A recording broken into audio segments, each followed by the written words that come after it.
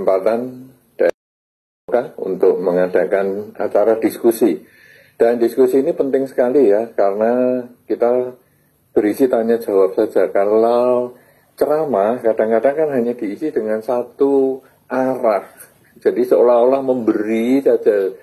Tetapi kalau diskusi ini justru dua arah, sehingga Anda bisa bertanya atau sharing juga mungkin, karena tentu tema kita tak lelah berjuang dalam dhamma itu bukan hanya milik satu dua orang, tapi adalah milik kita, karena masing-masing kita punya perjuangan dalam dhamma masing-masing. Misalnya Anda di dalam keluarga, bagaimana Anda bisa mengenalkan dhamma kepada keluarga Anda, ini juga termasuk perjuangan dhamma.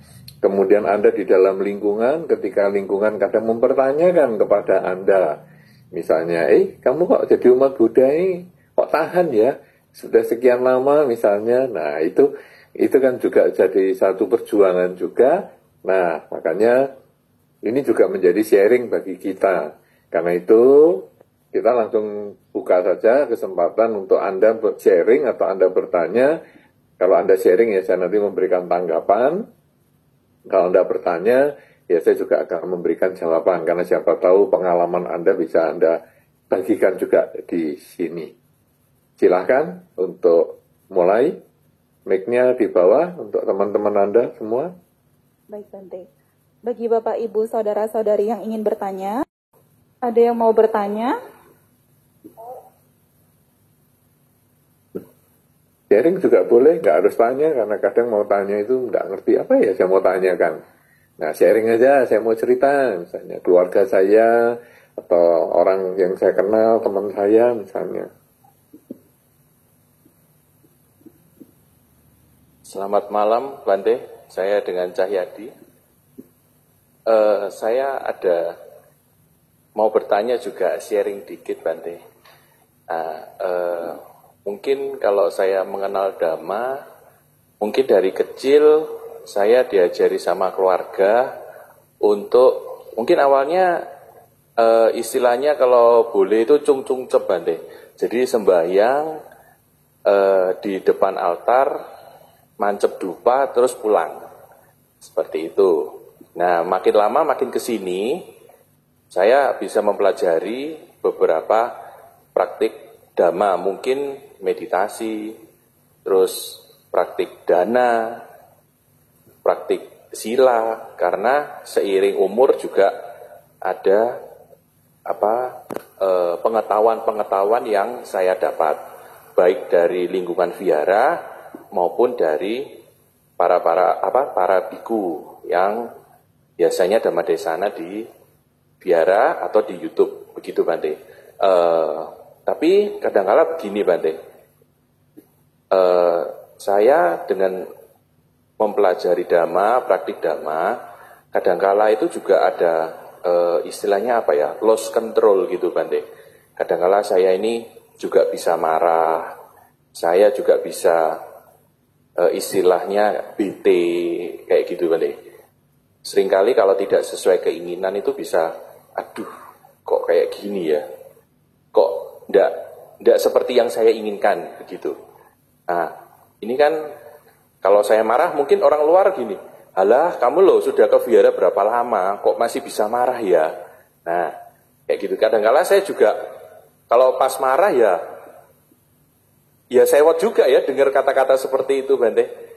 Tapi kalau saat sudah reda itu ya juga ya, saya ini udah lama ke vihara tapi kok masih bisa marah. Nah, itu mungkin yang saya tanyakan, yang dimaksud tak lelah berjuang dalam dhamma ini, apakah sepanjang hidup kita ini harus belajar terus, atau wah saya sudah lama nih belajar dhamma, cukup kayaknya. Nah, mohon pencerahannya Bante. Terima kasih. Baik. Wah ini pengalaman yang menarik ya, dan ini saya kira bukan hanya Saudara Cahyadi saja, tapi juga itu menjadi pengalaman kita bersama. Jadi orang sudah sering ke vihara masih marah aja. Orang sudah jalankan natasila masih marah aja. Malah biku sama nera juga ada yang digituin juga. Oh sudah jadi biku, sudah jadi sama nera masih marah-marah aja. Nah jadi orang ini kadang punya konsep bahwa kalau kita sudah mengenal Dhamma, itu langsung berubah. Jadi semacam makhluk yang mungkin makhluk yang adanya cuma di film-film drama ya. Jadi makhluk yang sempurna lah. Kelakuannya sempurna, bisa menerima kekurangan orang dengan baik sekali, tutur katanya baik sekali, sabar sekali. Wow, kita ini namanya bukan belajar ya, jadi ini temanya bukan tema belajar Dhamma. Tema kita berjuang di dalam Dhamma. Kalau cuma belajar itu masih ringan. Ya tadi saudara yang sampaikan, apa ini ya kita harus belajar sepanjang hidup kita. Loh, kita bukan belajar istilahnya, berjuang. Berjuang itu lebih berat loh daripada belajar. Kalau belajar kan lebih, belajar apa kamu hari ini? Oh, belajar menyanyi. Hari ini belajar apa? Berjuang apa? Nah, kalau menyanyi ya berjuangnya saya suaranya harus tinggi nih. Berjuang itu kan kesannya lebih benar-benar membutuhkan usaha yang keras sekali. Dan ini saya lebih cocok dengan tak lelah berjuang dalam Dhamma. Bukan tak lelah belajar dalam Dhamma, tidak. Berjuang dalam Dhamma, cocok.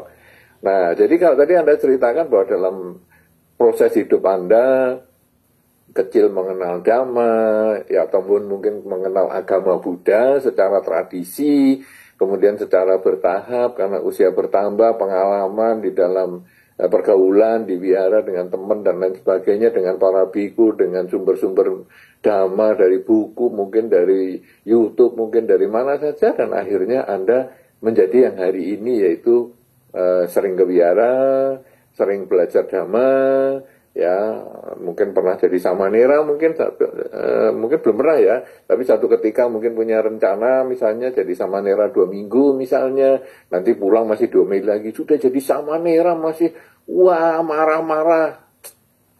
Kita sudah jadi samanera bukan berarti terus jadi orang yang sempurna ya. Jadi jangan juga jadi kebeban seperti itu. Wah jadi emosi nih kalau saya dikatakan. Enggak usah, biasa aja. Malah kadang Anda berpikir begini, saya sudah jadi samanera pun, saya sudah sering ke wihara pun masih emosional loh. Artinya apa? Saya masih kurang belajarnya. Nah, kamu semua yang jarang ke wihara, kamu ya harus banyak belajar. Itu kita justru memotivasi juga mereka supaya sering ke wihara. Nah, kemudian saya kok jadi lose of control ya. Jadi kok saya jadi tidak terkendali. Loh, kenapa demikian? Karena memang kita belum mencapai kesucian. Jadi orang pergi ke wihara itu bukan berarti orang yang sudah sempurna. Kita masih belum mencapai kesucian. Artinya saya masih punya ketamaan. Saya masih punya kebencian. Saya masih punya kegelapan batin. Apa itu ketamaan? Tamak mendengar suara yang enak-enak dong. Ya, dipuji ya saya seneng. Ya, saya juga tamak melihat yang enak-enak, yang bagus-bagus. Ya, jadi ada pemandangan bagus, tempat yang bersih, semuanya rapi. Itu saya juga senang. Ketamaan itu. Kemudian saya ketamaan dengan rasa enak, ya yang saya makan enak. Aduh, makanan enak ini yang saya sukai. Saya juga tamak dengan bau-bau yang enak. Wih, dupanya di wihara harum, enak. Itu adalah ketamaan. Nah, dan semua indria kita ya, indria kita kalau di dalam Dhamma kan ada 5 indria normal yang kita biasa pelajari di sekolah, melihat, mendengar, mencium, merasa ya, kemudian merasakan lewat kulit, itu meraba. Nah, kemudian yang ke-6 ini adalah pikiran. Jadi pikiran saya juga mau yang enak-enak, ya, santai, tenang, bahagia. Nah, tetapi kan tadi ada ketamaan, tamak yang enak-enak. Juga ada kebencian. Kuping saya ini juga benci loh dengan suara-suara yang gak enak. Misalnya tetangga saya berisik. Jengkel kan punya tetangga yang begitu. Saya gak suka juga kamu omongannya kasar. Saya gak suka. Saya gak suka melihat-lihat Yang kotor-kotor ini siapa ini? Yang bikin rumah kotor ini? Dasar ini, nggak beres ini. Saya nggak suka melihat yang nggak enak. Saya juga nggak suka bau yang nggak enak. Siapa nih yang masang dupa kayak gini? Wow, baunya apa ini, kayak kandang baunya. Coba cari dupa yang enak dong. Masa bau yang kayak gini? Saya itu gak maunya yang enak-enak. Jadi kita emosi. Istilah Anda loss of control tadi. Wow, ya kemudian rasa juga sama, itu juga umum itu. Rasa apa ini? Model makanan kayak gini, ada orang mau makan apa ini, kayak makanan ternak gini aja dimakan. Wow, panjang sekali kita ngomel-ngomelnya.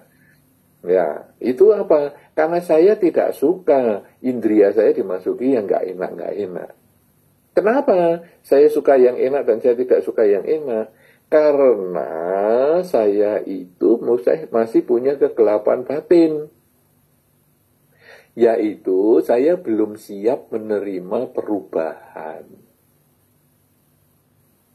Jadi kalau enak saya tamak, saya kepingin terus berdekatan dengan yang saya merasa enak, cocok, senang itu.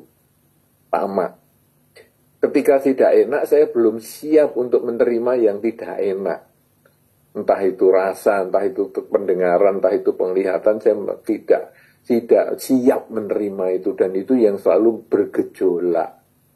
Nah, kita di dalam Dhamma itu selalu dikenalkan bahwa ada 3 hal tadi yang disebut dengan ketamaan, kebencian, dan kegelapan batin. Dalam istilah teknisnya ya, loba, dosa, dan moha. Itu istilah teknis ya, saya sekali aja karena ini kan di biara, jadi saya ucapkan istilah teknisnya supaya Anda nyambung. Tapi sebetulnya itu saya lebih suka menjelaskan dengan ketamaan, kebencian, dan kegelapan batin. Sehingga semua orang bisa menerima itu dengan mudah tanpa menghafal kata-kata. Nah, 3 hal ini selalu kita miliki. Dan kita di dalam Dhamma, di dalam pelajaran di wihara, di buku-buku, di ceramah-ceramah para biku maupun para pandita, di berbagai sumber Dhamma, selalu 3 hal ini diolah terus. Karena ini selalu nempel di diri kita. Sekarang, karena agama Buddha ini ada sistematika, kita sudah tahu nih 3 problem ini. Ketamaan, kebencian, kegelapan batin. Maka, ketiga problem ini akan diatasi oleh 3 hal juga. Jadi satu problem diselesaikan dengan 1 hal. Satu problem diselesaikan 1 hal. Satu problem diselesaikan 1 hal. Karena itu di dalam Dhamma atau di dalam kehidupan kita di wihara maupun belajar Dhamma, selain kita dikenalkan 3 hal ini, ketamaan, kebencian, kegelapan batin, kita juga dikenalkan solusinya untuk mengatasi ketamaan, kebencian, dan kegelapan batin. Apakah solusinya? 3 juga, karena kita 3 lawannya. Ketamaan, ini solusinya adalah kerelaan. Nah, ini sekarang kita akan ketemu korelasinya atau hubungannya. Tamak kan ingin selalu berdekatan dengan yang disenangi. Apakah disenangi oleh telinga, mata, hidung, dan seterusnya. Kita senang itu. Lawannya adalah kerelaan. Rela itu berarti bisa melepas yang kita sukai. Kalau melepas yang kita nggak sukai, gampang. Ini kok ada buah nggak enak ya? Tadi saya beli di toko buah, buahnya asem.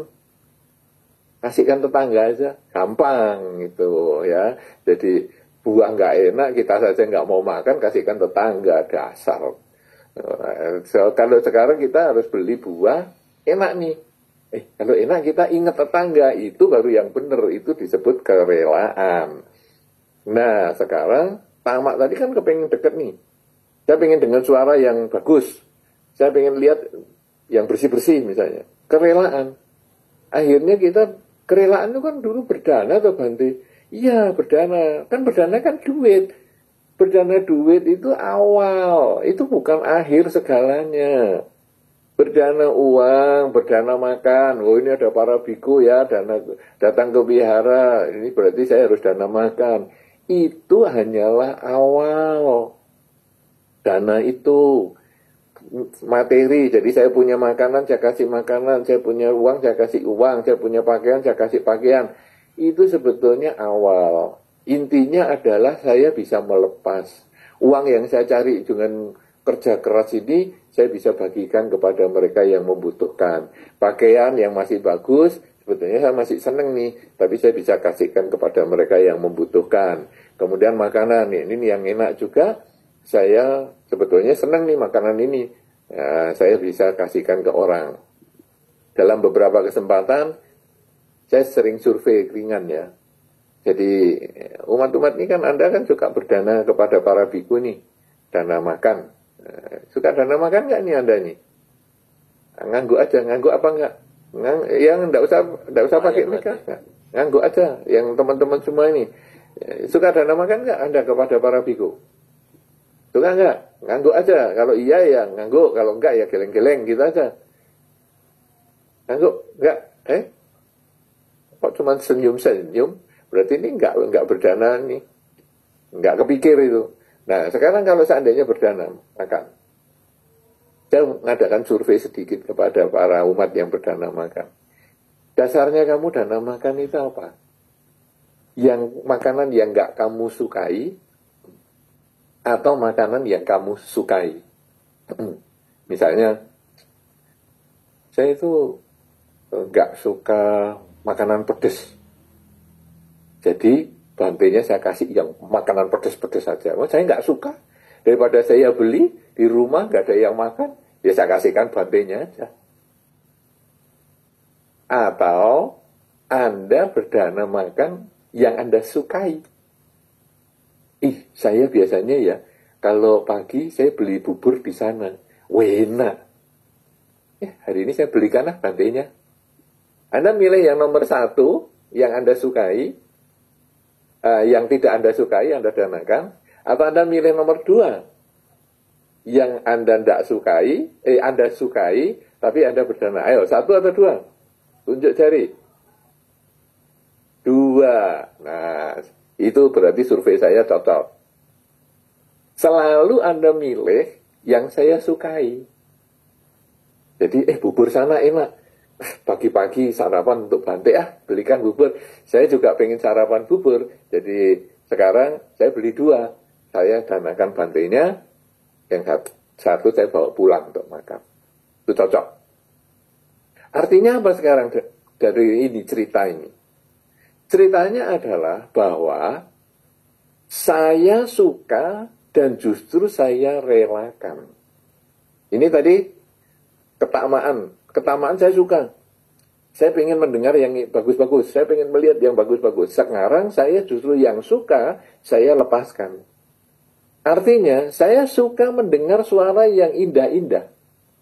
Tapi kalau kebetulan tetangga berisik, saya bisa relakan yang saya sukai itu. Kalau tadi kan makanan, pakaian yang saya sukai. Sekarang, saya bisa merelakan telinga saya ini untuk mendengar yang nggak saya sukai itu. Sebetulnya saya senang loh bau yang enak-enak di dupa, ya di baunya harum begitu. Tapi kali ini dupanya nggak enak. Ya sudahlah, saya merelakan yang saya sukai itu, ya tidak terjadi pada hari ini. Demikian pula makanan. Wah, makanan ini nggak enak sekali ini. Tapi ya sudahlah, nggak apa-apa kan makanan hanya untuk hidup aja. Ya sudahlah, saya relakan, habiskan aja. Nah, yang berubah cara berpikir kita. Dari yang dulunya, saya ingin dengar yang bagus, saya ingin melihat yang indah, saya ingin mencium yang harum dan seterusnya. Sekarang ya sudahlah, kalau saya dapat yang nggak bagus, ya nggak apa-apa, saya relakan. Nah ini, ketamaan, saya lawan, saya selesaikan dengan kerelaan. Kebencian, nah, saya nggak suka dimaki, saya nggak suka bau-bau yang nggak enak, saya dilawan, ketamaan, dilawan, ini kerelaan, kemoralan. Kemoralan ini apa? Kemoralan itu adalah upaya kita mencegah kelakuan kita, supaya tidak melakukan kejahatan. Kemoralan kita kan minimal ada Pancasila Buddhis tuh. Tidak membunuh, tidak mencuri, tidak berzina, tidak bohong, dan tidak mabuk-mabukan. Kenapa kita membunuh? Salah satunya karena kita nggak suka. Misalnya apa? Nyamuk. Nah, ini dia. Kebencian. Kebencian, saya benci sekali kalau sama nyamuk. Aduh, nyamuk itu cuma satu ya. Tapi semalam saya nggak bisa tidur. Gara-gara nyamuk cuma satu. Mau tidur. Gigit-gigit aja. Jangan nganging-nganging mengganggu ini. Ngalami gitu nggak ada. Nah, kan akhirnya kebencian ini dilawan dengan kemoralan. Sudah, jangan membunuh. Sudah, sekarang kita hidupkan lampunya, kemudian nyamuknya kita cari, dia nempel di tembok, tangkap pakai gelas, kemudian kita pindah keluar, dilepas. Selesai. Akhirnya tidurnya enak, pembunuhannya tidak ada. Kenapa? Karena saya menjalankan kemoralan. Jadi kebencian dilawan dengan kemoralan. Jadi saya nggak suka mendengar ini, saya nggak suka merasakan ini, saya nggak suka ini, nggak suka itu. Kita bisa menahan diri. Kemoralan itu kita menahan diri. Kalau kerelaan kita berbagi, kita melakukan sesuatu secara aktif. Kemudian kemoralan kita menahan sesuatu. Nah, ketamaan, kebencian, kegelapan batin. Tidak sadar hidup yang tidak kekal. Ini dilawan dengan, kalau tadi, ketamaan dengan kerelaan. Kebencian dengan kemoralan. Nah, sekarang kegelapan batin dengan konsentrasi, kesadaran setiap saat. Jadi sadar bahwa hidup adalah saat ini. Tadi saya pernah hidup, tapi sudah nggak hidup, itu hanya jadi pelajaran. Nanti kita akan hidup, tapi belum tentu hidup. Itu masih menjadi tujuan. Hidup adalah saat ini saya melakukan yang terbaik untuk memperbaiki masa lalu dan membangun masa depan. Nah, jadi kesadaran setiap saat ini untuk menyadari bahwa hidup ini selalu berubah. Jadi, kalau tadi bahasa palingnya adalah loba, dosa, dan moha, maka lawannya adalah dana, sila, dan samadhi, kerelaan, kemoralan, dan konsentrasi. Ini yang kita mau latih. Dan kita punya ketamaan, kebencian, kegelapan batin ini sudah lama sekali dari banyak kehidupan-kehidupan yang sebelumnya, bukan hanya dari bayi saja. Kita sudah kehidupan-kehidupan sebelumnya. Buktinya apa? Bayi yang belum ngerti namanya. Ya, kalau dia kepanasan, udaranya panas, mungkin lupa memasang misalnya AC atau apa. Wah, bayinya ngamuk-ngamuk nih. Anda tahu kenapa bayinya ngamuk-ngamuk? Karena dia berkumpul dengan yang nggak disukai, yaitu, aduh, ongkep ini, panas, gerah. Nah, jadi karena dia belum bisa ngomong gerah, belum bisa ngomong ongkep, ya dia akhirnya itu tidak suka bertemu dengan yang nggak disukai. Tapi ketika digendong sama orang tuanya, wah dia happy karena bertemu dengan yang dicinta. Jadi dia happy, tenang. Kemudian dipinjam sama tetangga atau teman atau keluarga. Ketika dia happy ya dia ketawa-ketawa. Digendong sama yang disukai. Tapi begitu dipinjam sama yang nggak disukai, wah ya dia ya muancal-mancal nggak karuan. Itu kan dari bayi saja sudah ketahuan. Ada ketamaan, tamak dengan yang disukai, tidak suka dengan yang dibenci. Nah sekarang kita berarti itu sudah ada dari bayi. Bahkan mungkin kalau sudah kita telusuri, itu dari banyak kehidupan sebelumnya. Nah, sekarang di kehidupan ini ketika kita berjuang di dalam Dhamma, kita ini belajar dengan kerelaan, kemoralan, dan konsentrasi. Ketika tadi kecil, misalnya cung cep, itu ya sebetulnya sudah mulai belajar dengan kerelaan. Ya, jadi mungkin Anda diajari sama orang tua Anda, enak pasang dupa nak, terus berdana, ini kamu sudah ngambil dupa, biara, ya kamu berdana lah, masukkan kotak dana. Nah kemudian kan orang tua Anda ngasih uang, ya, masukkan. Padahal ada, mah ini untuk saya jajan aja ya mau. Jangan, kamu kan tadi sudah ngambil dupa, ambilin ya, masukkan. Nah, itu kan ngajari berdana orang tua sebetulnya. Nah jadi kita diajari pelan-pelan, pelan-pelan. Kalau tadi anak kecil ini yang 3 ini tadi ya, ketamaan, kebencian, kegelapan batin, enggak diajari, dia sudah bisa. Bahkan binatang itu juga bisa. Ketamaan, kebencian, kegelapan batin.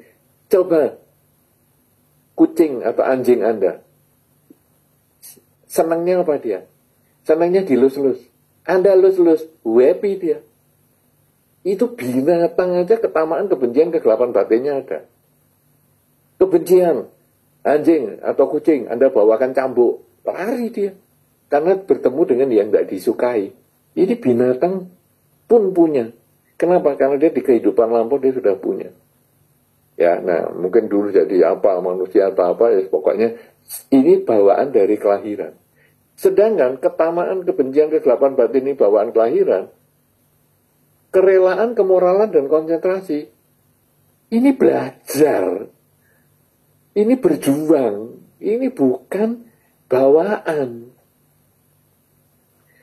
Sangat sedikit yang bisa anak kecil ya, dikasih buah misalnya, terus dia relakan untuk orang tuanya. Dia relakan untuk adiknya. Itu sangat sedikit ada, tapi sangat sedikit. Ya, mungkin Anda akan ketemu ya, ada anak kecil dikasih makanan, terus dia ingat, papa, mama sudah makan belum? Nih, makan. Itu sangat sedikit, tapi ada.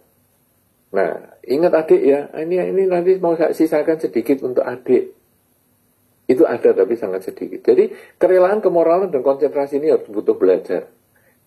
Anak kecil ditunjukkan, itu ada semut. Jangan dibunuh, coba nggak diajari. Bisa nggak seperti itu? Itu butuh belajar. Yang 3 ini, ketamaan, kebencian, kegelapan batin, tidak belajar sudah bisa. Binatang pun bisa. Sedangkan yang 3, ya, kerelaan, kemoralan, dan konsentrasi, belajar. Nah, sekarang, Anda belajar ini berapa lama di wihara? Ini sudah dimiliki dari bayi bahkan binatang. Ini baru dipelajari dalam sekian tahun.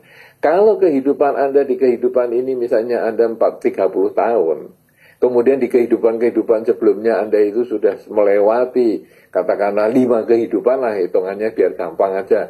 Satu kehidupan itu katakanlah 70 tahun misalnya. Sudah 350 tahun ditambah yang sekarang ini 30 tahun. 380 tahun Anda memiliki ketamaan, kebencian, kegelapan batin. Ini belajar baru. Ya, karena kecilnya kan cung-cung cep. Jadi belajarnya ketamaan, kebencian, kegelapan batin ini sudah dari 380 tahun. Ini baru belajar katakanlah 15 tahun. Kira-kira yang senior ini gampang gak ditundukkan sama yang junior? Terus orang mengatakan, wah kamu sudah belajar 15 tahun, Dhamma. Masih marah-marah, bertemu dengan yang tidak disuka, masih emosi.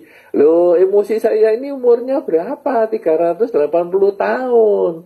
Lah ini saya baru belajar 15 tahun. Terus saya emosi juga. Sudah kalau gitu saya nggak belajar, nggak ada gunanya belajar. Percuma ke wihara, saya emosional terus. Ya ini tambah 350 sampai 380 sama umur saya, umur kita nanti sampai kehidupan ini sudah selesai, ya nggak ada kemunduran, yang ada terus maju terus di bidang yang jelek. Karena apa? Yang baik tidak kita kembangkan. Makanya di dalam Dhamma, kurangi kejahatan, tambah kebaikan. Karena kalau kita bisa mengurangi yang jahat-jahat ini, maka kebaikan kita akan tumbuh. Karena itu, apakah kita harus belajar sepanjang hidup? Iya, bukan hanya belajar, kita harus berjuang. Karena dengan berjuang, ketika ketamaan, kebencian, kegelapan batin ini kita bisa perjuangkan, maka secara bertahap kita bisa mengendalikan, ya, ini dana, sila, dan samadhi, ya, kerelaan, kemoralan, dan konsentrasi. Kalau kita perjuangkan, maka kita secara bertahap bisa mengurangi ketamaan, kebencian, dan kegelapan batin. Sampai akhirnya kegelapan batinnya tembus, karena kita menyadari bahwa hidup itu tidak kekal, sehingga tidak ada lagi ketamaan dan kebencian, kita mencapai kesucian. Ratusan tahun, bahkan ribuan tahun, bahkan jutaan tahun yang kita sudah lewati dengan ketamaan, kebencian, kegelapan batin, ketika kita bisa mengembangkan kerelaan, kemurahan, dan konsentrasi secara maksimal, dengan sadar hidup adalah saat ini, maka kita bisa memotong rangkaian yang sedemikian panjang bertahun-tahun ini, sampai akhirnya kita tidak terlahirkan kembali. Itu berjuang di dalam Dhamma sampai mencapai kesucian. Makanya orang yang mencapai kesucian tidak akan terlahirkan kembali, khususnya kesucian yang tertinggi, yaitu arahata. Tetapi kalau kesucian kita Sotapana, Sakadagami, Anagami, kita masih membutuhkan kelahiran kembali karena masih ada perjuangan yang belum terselesaikan. Tak lelah berjuang dalam Dhamma. Jadi selama kita belum menyelesaikan kelahiran kembali, kita harus berjuang. Bukan hanya sekedar belajar, tapi harus berjuang untuk menyelesaikan kelahiran kembali ini dengan tidak pernah lelah. Kenapa? Karena kita sudah sekian lama ini, beratus tahun, beribu tahun, kita harus bisa potong di kehidupan ini kalau bisa. Kalau nggak bisa, butuh beberapa kehidupan lagi untuk memotong sampai habis. Apakah ini bisa dimengerti sekarang? Bahwa kita harus berjuang, bukan cuma sekedar belajar, berjuang seumur hidup, bahkan sampai akhirnya karena tak lelah berjuang, kita bisa menyelesaikan kelahiran kembali. Kira-kira begitu, apakah bisa diterima? Bisa, Bante. Terima kasih. Baik. Apakah diskusi ini jadi memancing pertanyaan yang lain? Teman-teman semua juga ini menarik sekali karena kita betul-betul bisa berjuang di dalam Dhamma ini. Baik, pertanyaan selanjutnya, Bante.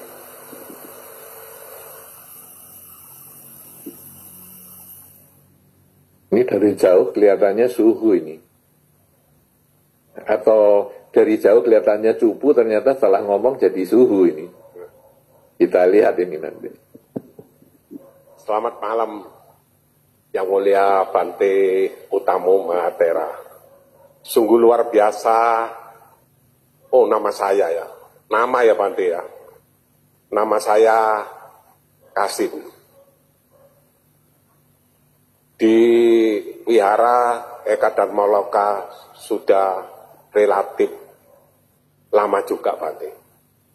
Bukan yang ini panitia betul-betul berani memberi spirit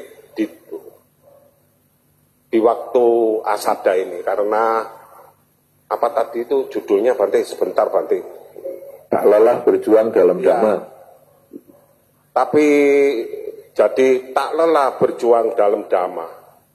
Tapi kalau bisa saya tambahi, semoga, Bante.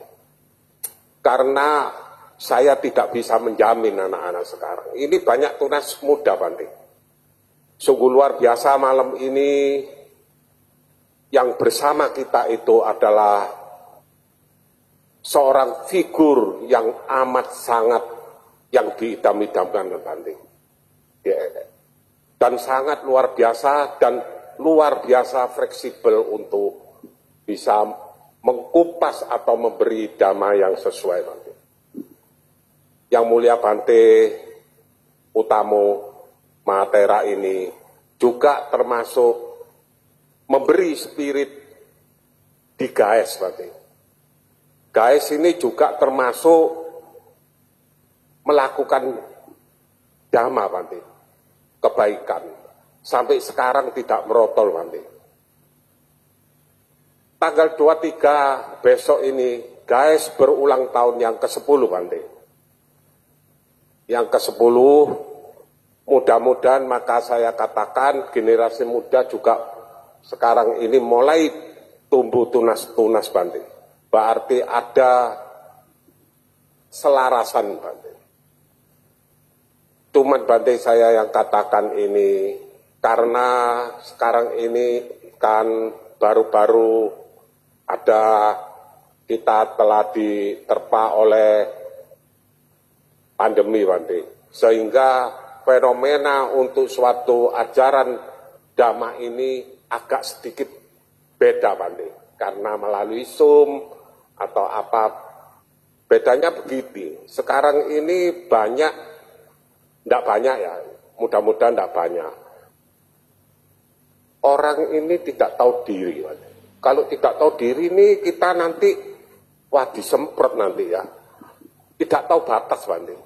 Sekali ikut mungkin yang katakan meditasi atau mindfulness, waduh, mempunyai suatu berlagaknya seperti yang Bante Mahatera yang sudah 30 tahun, berkalpa-kalpa yang saya memang diam, tapi kadang ya jengkel ke Bante. Lah ini Bante, kadang perilakunya itu begitu. Jadi mereka itu tidak dari awal start, tapi ingin langsung batasan meloncat ke yang ingin cepat dipuji. Kira-kira begitu Bante. Semoga dengan siraman Dhamma yang awal, pemutaran Dhamma yang sesuai dengan bulan Asada ini, yang mulia Bante ini pasti bisa mempunyai suatu spesifikasi untuk memberi kita trap-trap yang begitu agung, begitu nanti semoganya tidak ada, tentu berjuang terus dengan kebaikan. Anumodana Bante. Terima kasih Pak Kasim, yang luar biasa ya. Jadi tampak suhu dan memang kelihatan setelah ngomong ya memang suhu-sungguhan. Ya, jadi luar biasa. Kalau tadi saya pikir, kadang-kadang kelihatan cupu ternyata suhu. Ternyata ini kelihatan suhu tapi ternyata sungguh-sungguh suhu. Ya, hebat banget. Nah, kemudian menambah kata semoga ya. Kenapa? Karena tak lelah berjuang dalam Dhamma itu adalah menjadi slogan kita, dan setiap orang punya tugas untuk berjuang di dalam Dhamma. Karena perjuangan di dalam Dhamma yang seperti tadi saya sampaikan, ada ketamaan, kebencian, kegelapan batin itu milik semua, termasuk makhluk, ya hewan dan sebagainya. Kemudian kalau kita kerelaan, kemoralan dan konsentrasi itu kan karena kita harus berjuang di sini. Perjuangan kita itu belajar membuktikan atau belajar melaksanakan kerelaan, kemoralan dan konsentrasi. Kata semoga itu berarti sebetulnya bahwa tidak semua orang punya kemauan yang keras untuk mengembangkan kerelaan, kemoralan, dan konsentrasi. Bagi mereka yang kemauannya keras, konsisten, selalu bersemangat dengan kerelaan, kemoralan, dan konsentrasi, maka harapan untuk menyelesaikan ketamaan, kebencian, dan kegelapan batin ini akan lebih besar, bisa terwujud. Tapi bagi orang yang males, yang tidak mau melakukan kerelaan, kemoralan, dan konsentrasi, maka ini tentu sulit untuk mengatasi ketamaan, kebencian, kegelapan batin. Sehingga tadi dikatakan bahwa perlu menambah semoga, supaya ya semua orang kalau bisa bersemangat untuk melaksanakan kerelaan, kemoralan, dan konsentrasi. Dan saya juga ucapkan selamat kepada guys yang sudah berusia 10 tahun, tahu-tahu 10 tahun ya.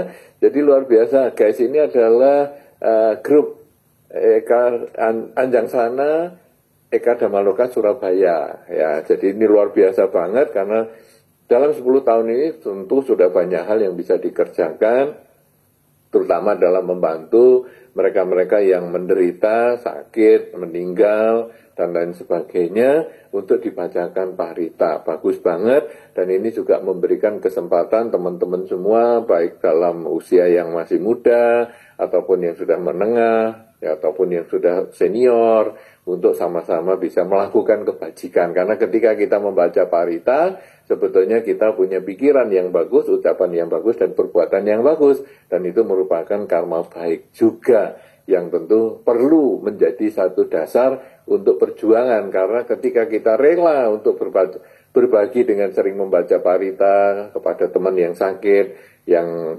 peringatan yang meninggal ataupun yang lain-lain, misalnya pindah rumah, masuk rumah, dan lain sebagainya, itu sebetulnya adalah termasuk kerelaan. Ya, nah kerelaan ini tentu basisnya juga nanti kemoralan, karena pada saat kita membacakan parita, kita juga kemudian mempunyai sikap-sikap badan tertentu, nggak boleh sembarangan. Kemudian juga kita mengembangkan konsentrasi, kesadaran.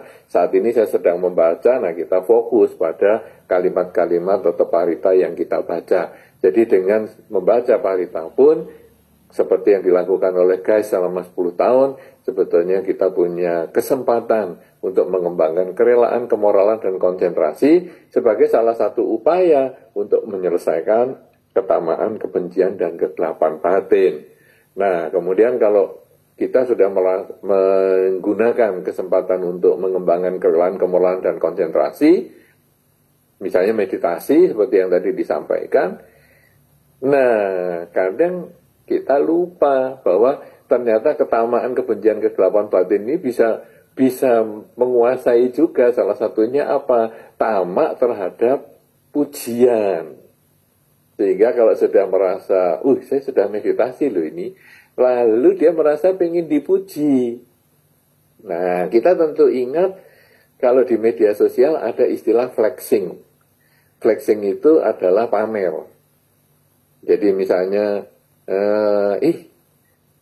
gara-gara aku suka apa? Misalnya suka mengisi acara secara online ya di salah satu media tertentu. Wah, sekarang duit saya banyak. Ini sekarang saya bisa beli cincin, ya itu mobil, rumah. Ini sebetulnya hasil saya kerja dari media sosial ini. Itu namanya flexing. Nah, kenapa dia flexing? Karena dia belum punya penghargaan. Karena dia belum punya penghargaan, dia membutuhkan dihargai oleh orang lain. Jadi, nih loh, karena saya kerja, saya punya duit sendiri nih, saya bisa mobil sendiri. Kemudian, saya kenal sama pejabat itu loh. Maka kemudian fotonya salaman sama pejabat ditempel di tembok. Sehingga orang-orang akan tahu, ini hebat, kenalannya pejabat-pejabat. Seragamnya semua hebat-hebat. Kenapa? Karena dia butuh pengakuan. Tapi kalau yang sudah pengakuannya tinggi, malu begitu itu malahan. Ada kadang-kadang saya, kamu duitnya banyak ya? Enggak, sebenarnya makan di warung aja. Anda tentu tahu kan ada beberapa orang yang memang sukses di Indonesia malah makannya itu di warung kecil, biasa aja, kaosan, santai. Wah, tapi kalau yang pakaiannya mewah, cincinnya, sampai kalau ngomong harus gini-gini, nah itu sebetulnya kadang-kadang malah dia enggak sehebat yang disampaikan. Kenapa? Karena dia butuh pengakuan. Nah, orang-orang itu banyak ya, itu tadi secara materi ya. Kemudian kadang-kadang ibu-ibu ini kadang-kadang juga suka butuh pengakuan loh, flexing. Tapi maaf ya ibu-ibu, apa benar apa enggak saya nggak tahu. Jadi kadang-kadang ibu-ibu harusan pakai baju bagus. Tapi beli baju bagus. Karena suaminya jarang menghargai. Kalau istrinya itu berpakaian bagus, kadang ibu-ibu ini kemudian sengaja liwat-liwat di depan suaminya. Tahu nggak kamu? Ada sesuatu yang baru di diri saya. Suaminya sambil buka HP, apa kamu? Ya baru apa artinya ya kamu baru aneh-aneh. Nah, gitu. Terus buka HP. Lama-lama istrinya emosi juga. Kemudian dia duduk di sebelahnya, ini loh bajuku baru, bagus nggak? Wow, api. Kenapa dia flexing seperti itu? Karena suaminya nggak pernah memuji dia. Tapi kalau suaminya sudah sering memuji, bajumu kok bagus hari ini? Beli di mana nih kamu? Oh, beli di sana. Ya dia nggak usah flexing lagi. Kenapa? Karena dia sudah mendapatkan satu pujian atau satu penghargaan. Demikian pula bapak-bapak juga sama. Bapak-bapak yang takut istri, dia kadang-kadang lalu bikin pas sepanduk, suami-suami tidak takut istri. Kenapa? Karena dia butuh flexingnya itu, butuh dihargai. Nah, itu tadi kalau tadi yang harta, yang cincin besar, mobil, itu orang butuh pengakuan, padahal kalau orang kaya sungguhan malah nggak kepingin seperti itu. Anda tentu tahu orang-orang di sekitar Anda yang memang kaya sungguhan malah nggak kepingin ada orang nyebut dia. Bahkan kalau berdana pun tulis NN lah, jangan nama saya, malu saya. Terus kemudian kalau dipanggil ke depan, titip orang aja lah, saya nggak datang. Itu kalau Anda tahu bahwa itu berarti orang nggak butuh penghargaan seperti itu. Kemudian kalau sekarang yang skala kecil adalah rumah tangga, ayah seorang suami atau seorang istri juga kadang flexing karena dia kurang dihargai oleh pasangan hidupnya. Ya, itu. Kemudian nanti kalau ngobrol tentang anak juga gitu. Wah, anak kita ini kan suksesnya siapa nih? Oh, ini lah jasanya bapaknya dong. Nah, itu juga flexing. Kenapa? Karena keluarganya mungkin tidak mendukung. Alah, bapak model kamu aja anaknya hebat itu gara-gara ibunya. Nah, jadi itu kemudian dia flexing. Nah, ternyata di dunia spiritual juga bisa flexing. Ya ini yang tadi Anda sampaikan. Meditasi hasilnya nggak fokus saja, dia sudah merasa seolah-olah wah, orang yang senior. Itu betul. Ya, itu sering terjadi. Nah, mungkin di wihara, karena ini ya Pak Kasin ini adalah termasuk orang yang rajin ke wihara, Anda akan tentu tahu beberapa orang di wihara suka flexing meditasi dengan dia mengambil posisi duduk selalu di situ, kadang di pinggir tembok, kadang di depan, di pojok, itu datang untuk ikut kebaktian, tapi selalu duduknya cuma meditasi. Jadi orang namaskara dia tetap meditasi. Kayak kadang-kadang dia ikutlah namaskara awal ya. Arahang Camasan Buddha dia ikut namaskara sudah selesai. Terus dia duduk tangannya di pangkuan. Kemudian dia duduk tegak, dia matanya ditutup. Temannya semua baca parita, dia diem. Meditasi. Temannya meditasi ya dia tetap meditasi. Kemudian ada ceramah dhamma, dia tetap posisinya meditasi. Nyanyi lagu Buddhis, ya temannya semua nyanyi, dia tetap posisi meditasi. Dana paramita, ya dia tetap meditasi. Sehingga kantong dana mau dilewatkan, dia sungkan.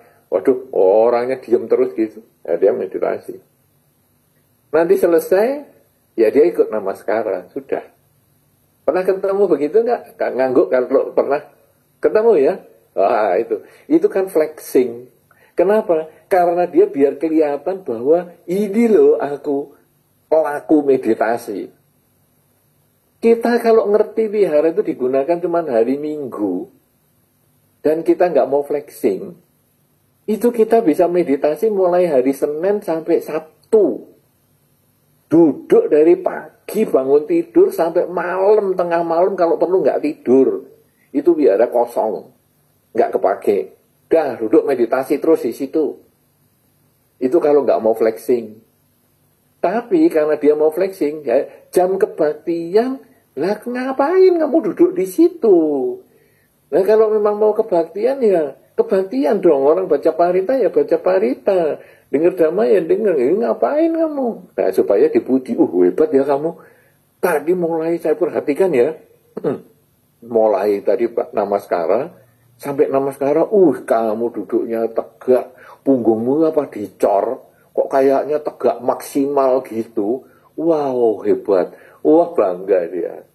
Aku memang seminggu sekali ikut meditasi, aku. Nah, kalau orang sudah bisa meditasi, ya tidak perlu begitu. Apalagi sudah ngerti meditasi itu adalah latihan memusatkan pikiran. Sehingga waktu kita baca parita, kita memusatkan pikiran pada parita, itu sudah kita berkonsentrasi seperti bermeditasi. Kemudian ketika kita mendengarkan ceramah, kita juga fokus pada pendengaran, apa yang diceramahkan, itu juga sudah prinsip-prinsip meditasi. Jadi tidak perlu kelihatan fisiknya, mau tenang kayak punggung dicor, enggak perlu seperti itu. Nah, jadi itu bisa seperti yang tadi Anda sampaikan, baru sekali 2 kali latihan aja sudah berlagak seperti hebat banget. Ya tidak apa-apa, itu juga levelnya baru sampai segitu. Sama dengan kita dulu punya baju baru, teman-teman belum punya, ya kita happy. Kalau teman-teman HP-nya masih jadul, kita punya yang baru, kita juga kepengennya mainan HP, biar kelihatan, HP-mu baru ya? Iya dong, ini yang terbaru. Sambil tatitut, loh, speakernya enak nih musiknya. Coba dengerin nih. Loh. Ya, itu juga biasa, kita ya pernah melewati masa-masa itu. Mungkin masa waktu kita kecil kan juga ada. Bahkan kalau flexingnya kita nggak punya apa-apa, kita kadang flexingnya ke orang lain. Kalau bapakku itu orang kaya. Nah, kamu bapakmu orang kaya kok sombong. Bapak saya sih nggak kaya, jadi saya akan ngomong yang lain. Aku itu tetangganya orang yang kaya sekali. Loh, flexingnya kok jadi tetangga? Ya sudahlah. Kamu kan flexingnya bapakmu. Aku nggak punya, bapakku miskin. Jadi aku ngomong tetanggaku aja. Tetanggaku lebih kaya daripada bapakmu. Bapakmu punya mobil berapa? 2. Tetanggaku mobilnya 5 itu. Disewa-sewain. Ya iyalah, dia rental. Pokoknya kita ngomong aja macem-macem. Pokoknya aku nggak mau kalah. Itu flexing. Ya, saya tidak punya, bapak itu miskin, tapi aku kan punya orang lain. Sampai nanti akhirnya, kamu, itu kan kita paling sering seperti itu. Nah itu ada yang kita mulai dari kecil, ada yang sampai dewasa loh, sampai tua loh, kadang masih flexing seperti itu. Dengerin aja orang ngomong, nanti kan ada yang tidak mau kalah. Jadi, kamu dulu meditasi di mana? Di sana. Kalau aku nggak mau meditasi kayak gitu, level apa itu? Aku sih meditasinya di sini. Wah, itu levelnya. Loh, meditasi gitu. Terus gimana? Wah, aku sudah bisa tenang gini. Tenang kayak gitu aja dipamerkan. Temenku itu loh. Kamu sendiri gimana? Belum. Temenku loh. Flexing kok temenku. Ya sudahlah, pokoknya kamu level kecil lah. Kita nggak mau kalah sampai di situ. Kenapa? Ketamaan. Kuncinya di ketamaan, kebencian, dan kegelapan batin itu masih kuat. Makanya sampai pamer aja orang lain. Saking kita nggak punya siapa-siapa. Karena diri kita belum pantas dipamerkan, kita pamernya orang lain. Itu sering loh bisa kejadian, coba. Kadang-kadang kita masih bisa loh keluar omongan itu. Karena renungkan baik-baik. Kadang-kadang kita kan gregetan. Kamu dikiranya paling hebat apa ya? Kita bisa ngomong yang kita sendiri nggak mampu tapi pinjem orang lain. Itu ya bisa. Aduh, aneh-aneh. HP-mu merek apa? HP merek gitu, sombong. Itu coba ipar saya itu. HP-nya hebat loh. Kok ipar yang dipamerkan? Kok bukan saya ya? Ya itulah. Pokoknya nggak mau kalah. Ketamaan, kebencian. Tamak dengan nama baik, benci dengan orang lain dapat nama baik. Ya tidak apa-apa, itu bukan semoga ya, memang tiap orang cara belajarnya beda-beda, level pencapaiannya juga beda-beda. Nggak apa-apa, kita bantu terus untuk sampai akhirnya di level yang lebih baik. Begitu ya, suhu Kasin. Ya, Anda tampak suhu, tapi ternyata memang sungguh-sungguh suhu loh. Ini Bande, nanti saya malah terbang nanti Bande. Katanya dipuji tidak terbang, dihina tidak tenggelam. Wah, suhu. Modana Bante.